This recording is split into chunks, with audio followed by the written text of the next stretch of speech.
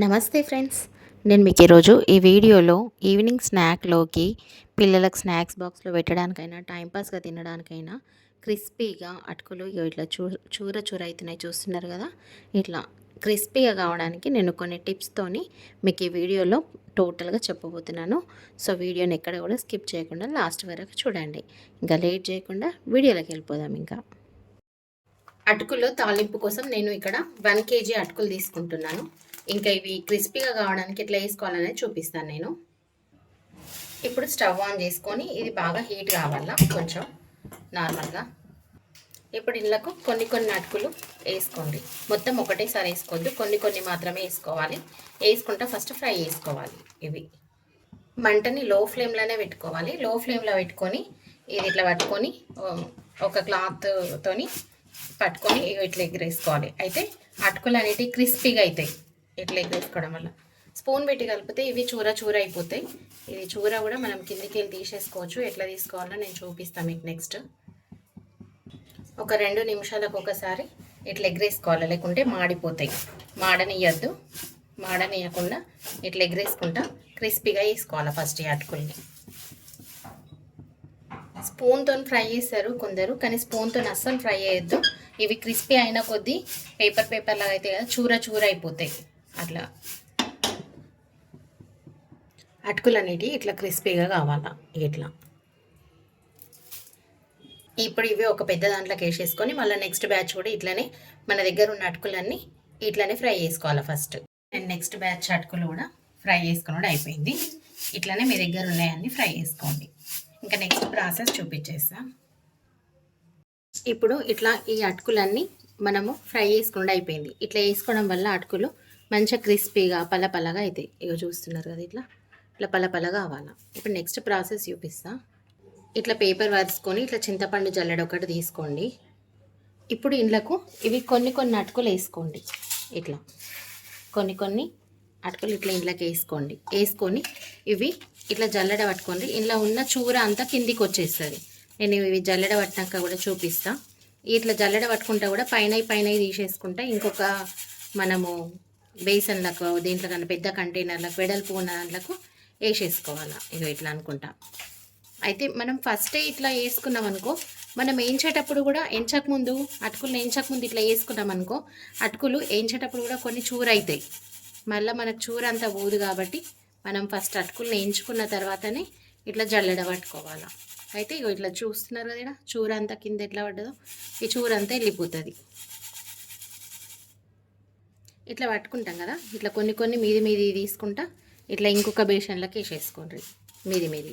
మళ్ళీ అడుక్కి పడితే మళ్ళీ అడుక్కి కూడా మనకు కొంచెం చూర వెళ్తుంది. ఇట్లా వేసుకుంటే మనకు అటుకులు పర్ఫెక్ట్గా వస్తాయి. ఈ టిప్ ఫాలో అయితే మనకు చూర అనేది అస్సలు ఉండదు అటుకులన్నా. అన్ని అటుకులు మన దగ్గర ఉన్నాయన్నీ ఇట్లనే జల్లెడ పట్టుకోవాలా. ఇప్పుడు ఇలా కొన్ని ఉన్నాయి కదా, ఇవి చూర అంతా మొత్తం కిందికి పడిపోయింది కాబట్టి ఇవి ఇట్లా మనం గుమ్మరించుకున్నాడు ఇళ్ళకు. నెక్స్ట్ వాయి కూడా అట్లనే ఇక మన దగ్గర ఉన్న అటుకులు మొత్తం ఇట్లనే మనం జల్లెడ పట్టుకోవాలా. ఇగో ఇక్కడ చూస్తున్నారు కదా, నేను కిలో అటుకులు జల్లెడ పట్టుకుని ఇట్లా మంచిగా నీట్గా చూర లేకుండా ఇట్లా మంచిగా పొడిగా క్రిస్పీగా అయినాయి. ఇట్లా అంటే ఇట్లా తురిమేటట్టు అయినాయి చూడండి. ఇవి ఇప్పుడు మనం తిన్నా క్రిస్పీగా వస్తాయి. ఇట్లా ఇంత చెత్త వెళ్ళింది. మనం ఫస్ట్ ఇవి ఇట్లా జల్లెడ పట్టుకున్నాం అనుకో, అది మనం వేయించేటప్పుడు కూడా తురుము అవుతాయి కొన్ని. ఇక మళ్ళీ మనం వేయించుకొని కూడా వేస్ట్ అవుతుంది. అందుకని మనం ఫస్ట్ వేయించుకున్న తర్వాత ఇట్లా జల్లెడ పట్టుకోవాలా. ఇప్పుడు నేను నెక్స్ట్ ఎట్లా తాలిపేసుకోవాలి ఈ అటుకులు, ఏమేం కావాలా ఇండ్లకు అనేది ప్రాసెస్ చూపిస్తే ఎట్లా చేస్తా అనేది చూడండి మీరు. ఇక అటుకులు తాలింపు కోసం ఫస్ట్ ఆవాలు జీలకర్ర తీసుకోండి. నెక్స్ట్ 1 కప్పు పల్లీలు తీసుకోండి. 1 కప్పు పుట్నాలు తీసుకోండి. ఇవి నేను ఒక ఎల్లిగడ్డని 1 టీ స్పూన్ జీలకర్ర వేసి దంచుకున్నా. ఎల్లిగడ్డ జీలకర్ర ఒక దగ్గర.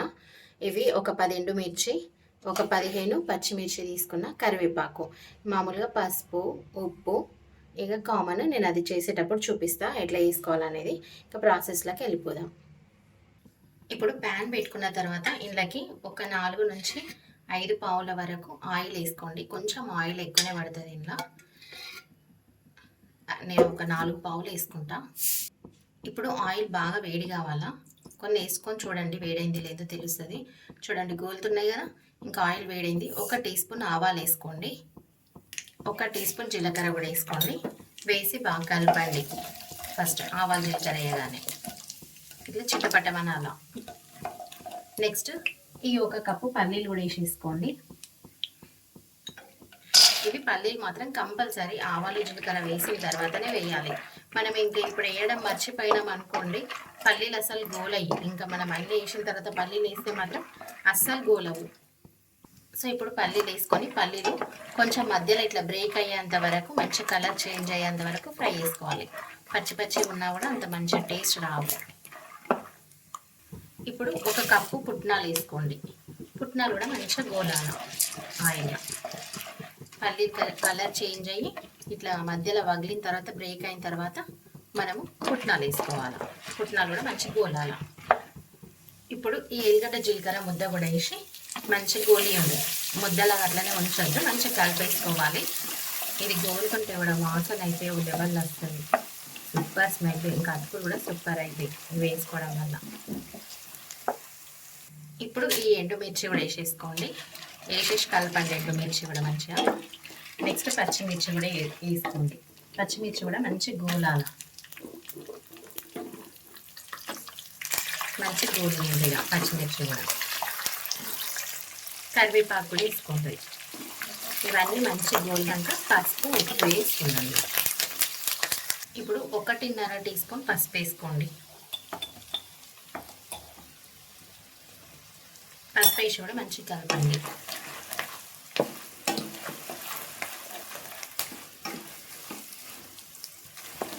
మంటని లో టు మీడియం ఫ్లేమ్లోనే ఉంచుకోవాలి ఎప్పుడైనా. ఇక మీ టేస్ట్కి సరిపడా వేసుకోండి సాల్ట్. నేనైతే ఈ టీ స్పూన్తోనే ఒక 2 టీ స్పూన్ల సాల్ట్ వేసుకుంటున్నా.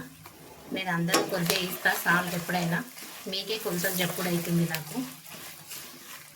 ఇప్పుడు ఇవి గోలినాయి, అన్నీ గోలినాయి. పచ్చిమిర్చి, ఎండుమిర్చి, పల్లీలు, పుట్నాలు అన్నీ గోలినాయి కదా. ఇక మనం అటుకులు వల్ల కలిపేసుకోవాలి. ఈ పోపు చూపిస్తాను నేను మీకు.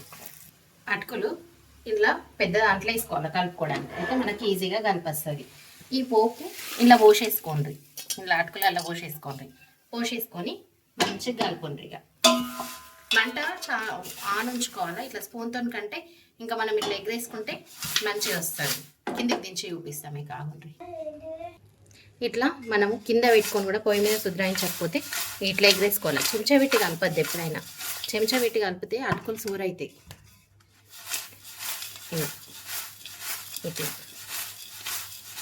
ఇట్లా కలిపేసుకోండి మొత్తం. ఇక చూడండి ఇట్లా మంచిగా కలిసిపోతాయి. ఇట్లా మనం ఎగరేసుకున్నాం అనుకో అవే కలిసిపోతాయి. చెయ్యి పెట్టకుండా కానీ ఇట్లా ఎగరేసుకుంటే అవే కలిసిపోతాయి. కాకపోతే మొత్తం చుట్టూరుగా కలుపుకోవాలి ఇట్లా తిప్పుకుంటా బాగున్నాయి. ఇంతే ప్రాసెస్. దీన్ని ఒక 2 నిమిషాలు పొయ్యి మీద పెట్టుకోవాలి. మళ్ళీ చూపిస్తా అది కూడా. ఇట్లా పొయ్యి మీద పెట్టుకొని స్టవ్ ముట్టించుకోవాలి. స్టవ్ ముట్టించుకొని చిన్న మంట మీద పెట్టుకోవాలి. ఇప్పుడు స్టవ్ మీద పెట్టినా ఇది ఇక చూస్తున్నారు కదా, స్టవ్ మీద ఉంది. చిన్న మంట మీద పెట్టుకోవాలా. మళ్ళీ గడికోసారి ఎగరేసుకోవాలా మాడకుండా. పొయ్యి మీద పెట్టినాక కూడా 2 నిమిషాలకు ఒకసారి ఇట్లా ఎగరేసుకోండి ఒక 2 సార్లు. ఆల్మోస్ట్ క్రిస్పీగా అయిపోయినాయి, మంచిగా అయిపోయినాయి. చూడండి అటుకులు ఎంత మంచిగా అయినాయో, క్రిస్పీగా ఇట్లా పరం అవుతున్నాయి. ఇగో ఇట్లా అంటేనే ఇట్లా సూర అయిపోతున్నాయి. ఇట్లా కావాలి అటుకులు. నోట్లో వేస్తే కరిగిపోతాయి ఇవి. ఇప్పుడు ఇందులో గింతంత చక్కెర మీదకెళ్ళి ఇట్లా చల్లుకొని. తీయగా ఏం కాదు దానివల్ల. కానీ సాల్ట్ కూడా చెక్ చేసుకోవచ్చు. ఇప్పుడే తక్కువ వేసుకోవచ్చు. నేను చెక్ చేసుకున్నా, కరెక్టే ఉంది సాల్ట్ అయితే. ఇంకా ఇంతే సింపుల్ అటుకులు తాలింపు. వీడియో నచ్చితే లైక్ చేయండి, ఫ్యామిలీ అండ్ ఫ్రెండ్స్కి షేర్ చేయండి. ఇంకా మంచి మంచి రెసిపీస్ కోసం మా ఛానల్ని సబ్స్క్రైబ్ చేసుకోండి. సబ్స్క్రైబ్ చేసుకున్న వెంటనే బెల్ బటన్ ప్రెస్ చేసి ఆల్ అనే ఆప్షన్ని ప్రెస్ చేయండి.